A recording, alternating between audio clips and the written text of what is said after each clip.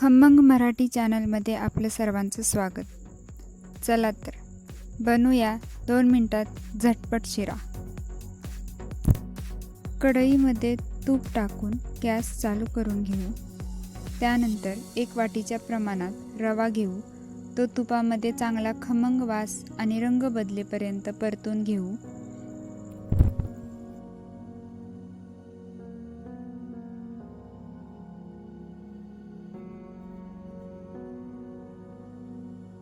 आणि दुसरीकडे 2 वाटी पाणी उकळत ठेवूया.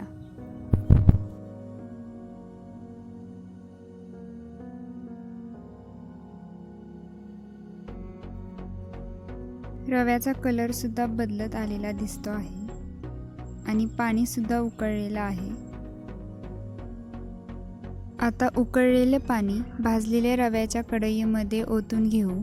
रव्याला चांगलं हलवून घ्या जेणेकरून त्यामध्ये गुठळ्या होणार नाही. आता त्यामध्ये 1 वाटी साखर घालून घेऊ आणि चांगला मिक्स करून घेऊया.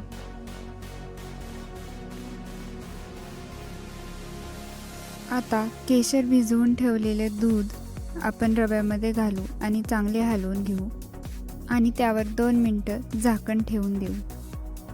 आता झाकण उघडून रवा एकसारखा हलवून घ्या पुन्हा एकदा आणि आपला गरम गरम शिरा डिशमध्ये काढून घ्या. झाला आपला छान असा शिरा तयार. रंग आणि चव दोन्ही पण मस्त. तुम्ही पण करून बघा आणि कमेंटमध्ये नक्की सांगा कसा होतो. भेटूयात पुन्हा नवीन रेसिपीसह.